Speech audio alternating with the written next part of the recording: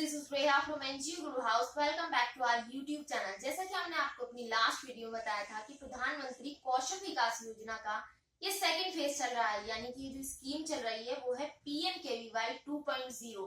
और इसके लिए हमने आपको अपनी लास्ट वीडियो में बताया था कि सबसे ज्यादा जरूरी चीज जो है वो आपके पास 3000 स्क्वायर फीट का यूजेबल एरिया होना चाहिए।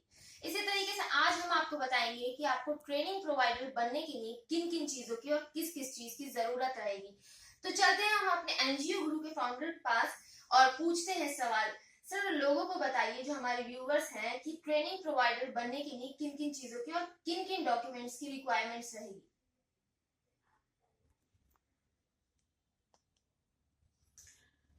Hello, Rajesh Verma. This is. In last video, we talked about Pradhan Mantri Kaushal Vikas Yojana 2.0. As यहाँ का एक्चुअली से we talked about कि हमें अगर PMKVY के लिए सेंटर एस्टेब्लिश करना है तो उसके लिए क्या क्या रिक्वायरमेंट है। अब सबसे बड़ा सवाल यह है कि PMKVY इंप्लीमेंट करने के लिए सेंटर एस्टेब्लिश कौन कर सकता है। सेंटर एस्टेब्लिश करने के लिए सबसे पहले आपको PMKVY के अंदर मिनिस्ट्री के साथ एज ए ट्रेनिंग पार्टनर जोड़ना पड़ेगा।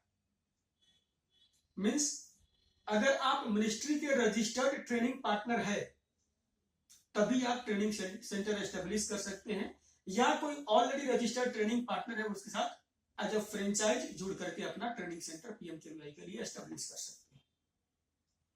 कोई भी रजिस्टर्ड एंटिटी जैसे कोई प्राइवेट लिमिटेड कंपनी है, कोई लिमिटेड कंपनी है, कोई पार्टनरशिप रजिस्टर्ड फर्म है, कोई प्रोप्राइटरशिप है, या कोई एनजीओ लाइक जैसे एनजीओ पता है हमें ट्रस्ट सोसाइटी या कोई सेक्शन 25 या नए कंपनी एक्ट के अकॉर्डिंग सेक्शन 8 कंपनी है, तो ये सारी रजिस्टर्ड एंटिटी जो है अपने आप को as a training partner registered करा सकती है।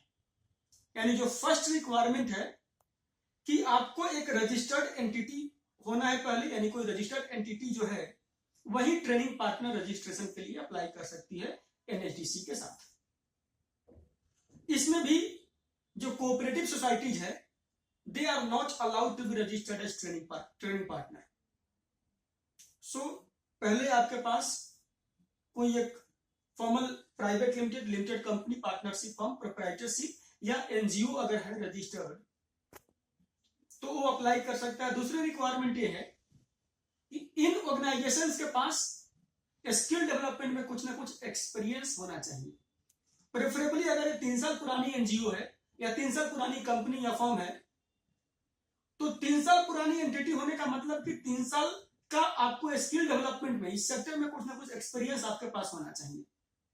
Then you are getting preference here. इसके बाद आपको एक कोई सिंगल पॉइंट ऑफ कॉन्टैक्ट के लिए कॉन्टैक्ट पर्सन का आपको नाम प्रोवाइड करना पड़ेगा मिनिस्ट्री को इसमें, और अपने ऑर्गेनाइजेशन की सारी डॉक्यूमेंट लाइक जो आपकी सर्टिफिकेट ऑफ रजिस्ट्रेशन है, that is in case of private limited और limited company certificate of incorporation होता है, ट्रस्ट है ट्रस्ट डीड होगा उस केस में, आपके सोसाइटी आपका है तो आपका सोसाइटी का रजिस्ट्रेशन सर्टिफिकेट होगा, सेक्शन 8 कंपनी है तो कंपनी का इनकॉर्पोरेशन सर्टिफिकेट होगा, अगर प्रोप्राइटरशिप बिजनेस है तो सेल टैक्स या सर्विस टैक्स का आपका रजिस्ट्रेशन हो सकता है। तो इस प्रकार की जो आपकी रजिस्ट्रेशन सर्टिफिकेट है जो ये प्रूव करता है कि आप एक रजिस्टर्ड एंटिटी है, वो डॉक्यूमेंट्स आपको हैंडी रखना है स्कैन करके। आपको पैन कार्ड की कॉपी रखनी है और अपने ऑर्गेनाइजेशन का लास्ट 3 इयर्स का टर्नओवर क्या है वो आपको हैंडी रखना है।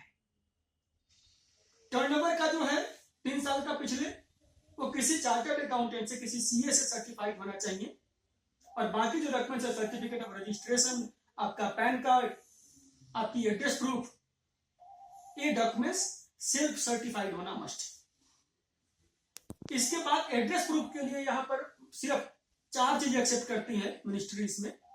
आइदर आपके सर्टिफिकेट ऑफ रजिस्ट्रेशन जहां पर कि आपका एड्रेस मेंशन हो, या टेलीफोन का बिल, इलेक्ट्रिसिटी बिल, या फिर सर्विस टैक्स रजिस्ट्रेशन का सर्टिफिकेट है उसको एक्सेप्ट करती है जरा एड्रेस प्रूफ। तो ये सारे डॉक्यूमेंट्स जो है आपका स्कैन करके सेल्फ सर्टिफाई करके आपको हैंडी रखना अपने साथ, क्योंकि स्कैन करके जब फॉर्म फिलअप करेंगे आप तो उसमें अटैच करना पड़ता है सब चीजों को। उसके बाद स्मार्ट NSTC पे जाएंगे आप, वहां पर जाकर के आपको ये सारी फॉर्म फिलअप करके टीपी रजिस्ट्रेशन के लिए ये सारा डॉक्यूमेंट्स आपको सेल्फ सर्टिफाइड अटैच करना पड़ता है।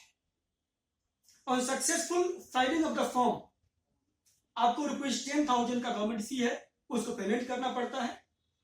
Then the ministry will check all the details filled by you, all the documents attached by you. अगर वहां पर कोई डेफिशिएंसी आती है तो डेफिशिएंसी के लिए आपको रिमार्क दिया जाएगा, आप डेफिशिएंसी को आंसर करेंगे। जब सेटिस्फैक्टरी सबमिशन हो जाएगा सारी चीजों का, उसके बाद में आपका टीपी रजिस्ट्रेशन सक्सेसफुल आपका हो जाता है और उसके बाद में आप सेंटर क्रिएट कर सकते हैं। तो ये मैंने बताया आपको कि ट्रेनिंग पार्टनर का रजिस्ट्रेशन कैसे होता है। एक ट्रेनिंग पार्टनर का सक्सेसफुल रजिस्ट्रेशन के बाद ही आप अपना खुद का सेंटर ऐड कर सकते हैं या फिर किसी और का फ्रेंचाइज का सेंटर अपने साथ आप ऐड कर सकते हैं। तो friends, that's all about the training partner registration. इसमें अगर कोई क्वेरी हो, आपको कोई डाउट्स हो, तो हमारी कंपनी की हेल्पलाइन हमेशा आपके लिए अवेलेबल है। The contact number is 01149036600। I repeat 49036600। Thank you so much. Thank you for watching this video.